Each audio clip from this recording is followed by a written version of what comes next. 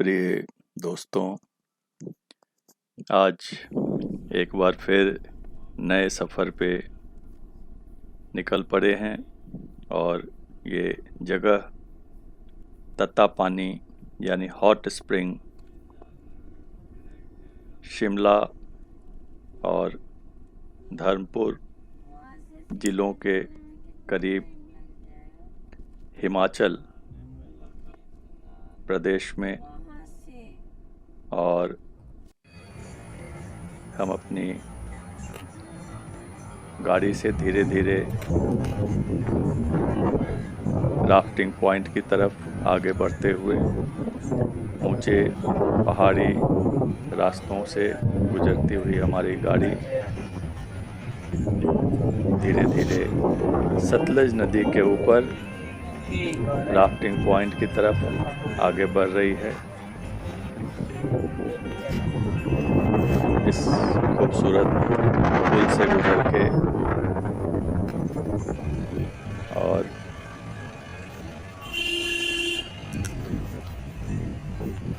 ये सतलज नदी का जो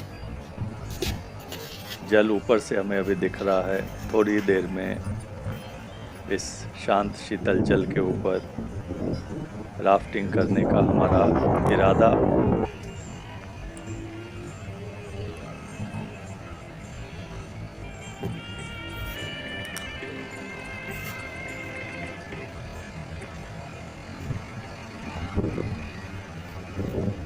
खूबसूरत दृश्यों का अवलोकन करते हुए धीरे धीरे हम उस स्थान पर जा रहे हैं जहाँ से गाड़ी छोड़ के हमें उतर के राफ्टिंग पॉइंट पे पहुँचना है। और ये देखें, फाइनली नदी के किनारे हमें कल कल करती हुई सतलज नदी के दर्शन हुए।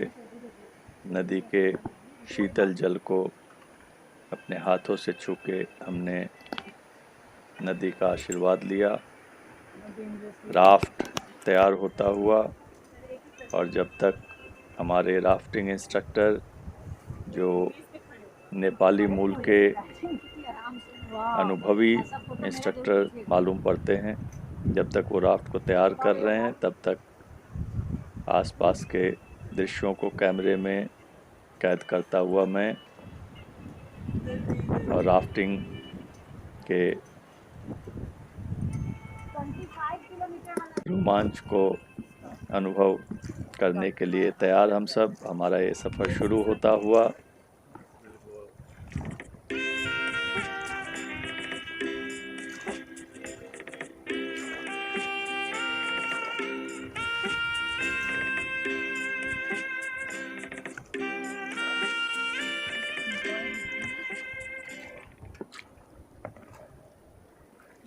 चप्पुओं की सहायता से धीरे धीरे राफ्ट ने अपना सफ़र शुरू किया है।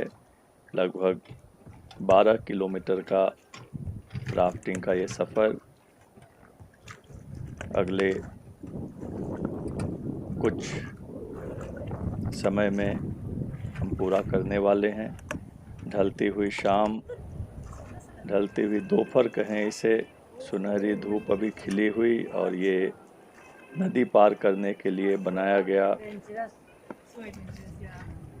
स्थानीय लोगों के लिए एक रोप में लटकी हुई पालकी जिसे कह सकते हैं। यहाँ के स्थानीय लोगों के लिए रोज़मर्रा के काम के लिए नदी पार करने के लिए ऐसे साधनों की नितांत आवश्यकता।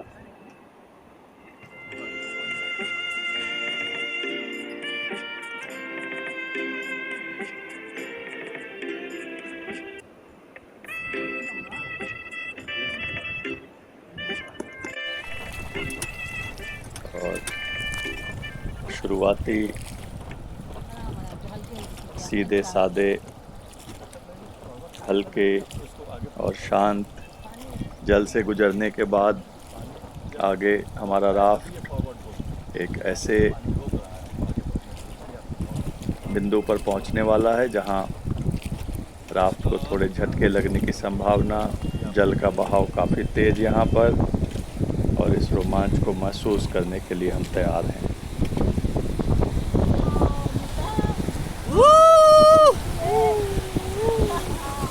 राफ्ट को थोड़े झटके लगे, हमने थोड़ी उछल कूद की, लेकिन सधे हुए चप्पुओं की मदद से इस तेज बहाव वाले क्षेत्र को राफ्ट ने सरलता से पार किया। और ये देखने में जितना आसान लग रहा है इतना आसान है नहीं, लेकिन इस राफ्ट को पीछे से गाइड करने वाले हमारे अनुभवी राफ्टिंग इंस्ट्रक्टर ने इस खतरनाक मोड़ को भी बड़े शांति से पार करने में हमारी मदद की। जल का तेज बहाव और एक बार फिर आगे थोड़ा शांत जल, और ऐसे शांत क्षेत्र में राफ्ट अपनी सधी हुई मस्तानी चाल में आगे बढ़ता हुआ।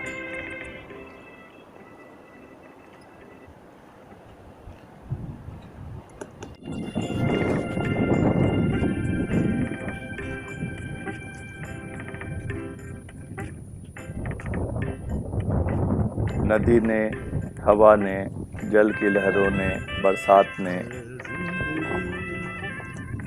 सब ने नदी के इन किनारों पर पत्थरों को अनोखे अंदाज में शेप दिए हैं। और हर थोड़ी दूरी के बाद नज़ारा बदलता हुआ ऊंचे पहाड़ों को देखकर हर तस्वीर को अपनी आंखों में और अपने कैमरे में कैद करने की हमारी निरंतर कोशिश।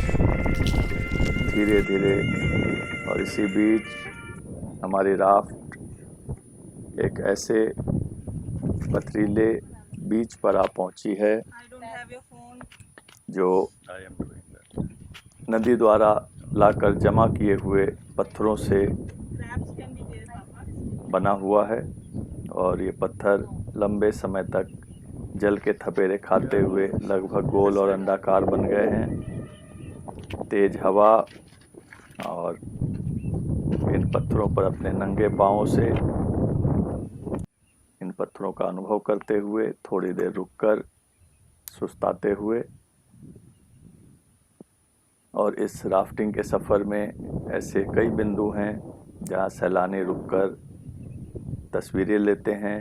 एक दो मैगी पॉइंट भी हैं जहां आप रुक के मैगी खा सकते हैं, लेकिन हमने समय की कमी की वजह से उन सारे पॉइंट्स को टच नहीं किया।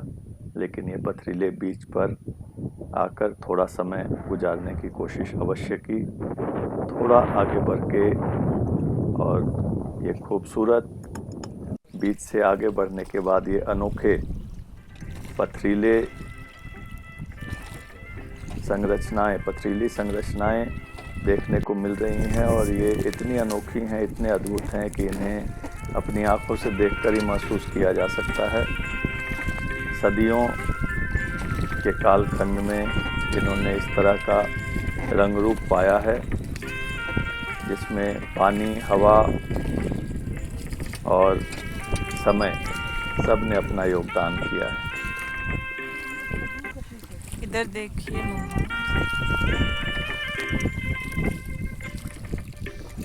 दोनों तरफ ऊंचे पहाड़ और बीच से बहती हुई सतलज नदी की जलधारा, और इसी बीच नदी पार करने के जिस तार वाले पालकी का अभी हमने जिक्र किया था, ऐसा ही एक और पालकी हमारे सामने।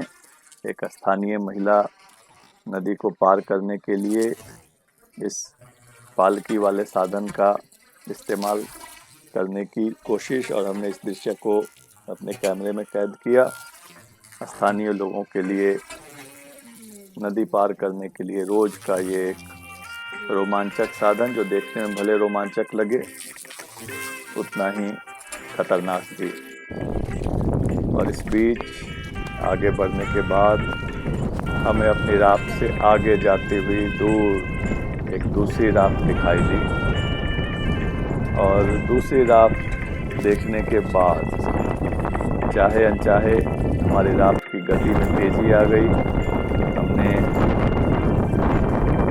हमारे राफ्टिंग इंस्ट्रक्टर के स्टॉप करने के बाद भी चप्पू चलाने की कोशिश की, चप्पू चलाकर अपने राफ्ट की गति बढ़ाने की कोशिश की ताकि आगे जा रही राफ्ट का पीछा कर सकें, उसके करीब पहुंच सके और हो सके तो उसे पीछे भी छोड़ सकें।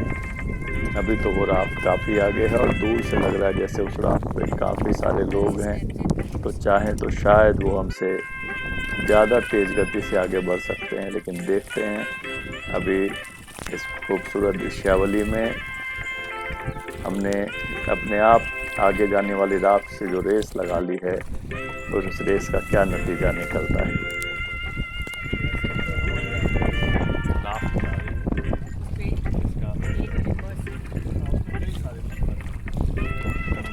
काफ़ी देर से उनका पीछा कर रहे हैं, फॉलो कर रहे हैं।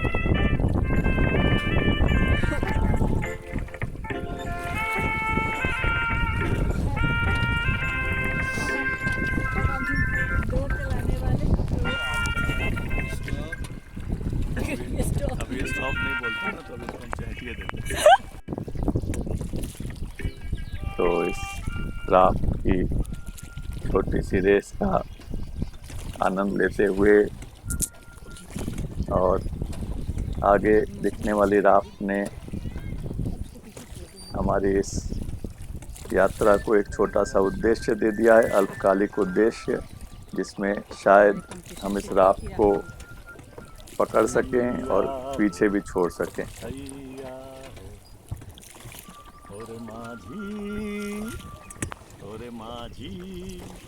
कुछ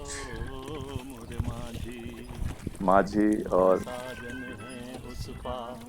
नदी से संबंधित कुछ गीतों के टुकड़े गाते हुए सफर का आनंद लेते हुए,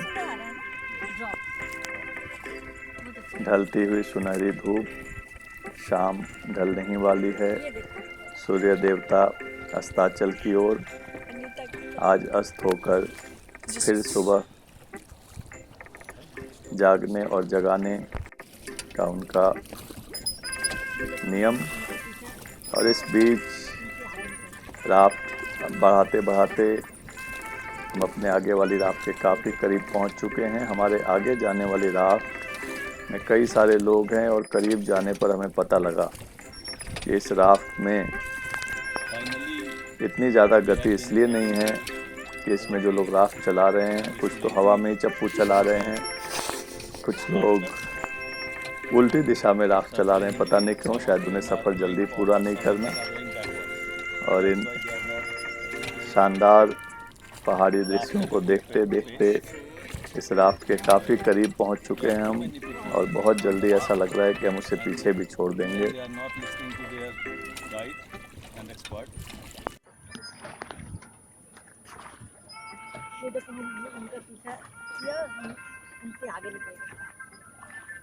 बिल्कुल इस राफ्ट से हमने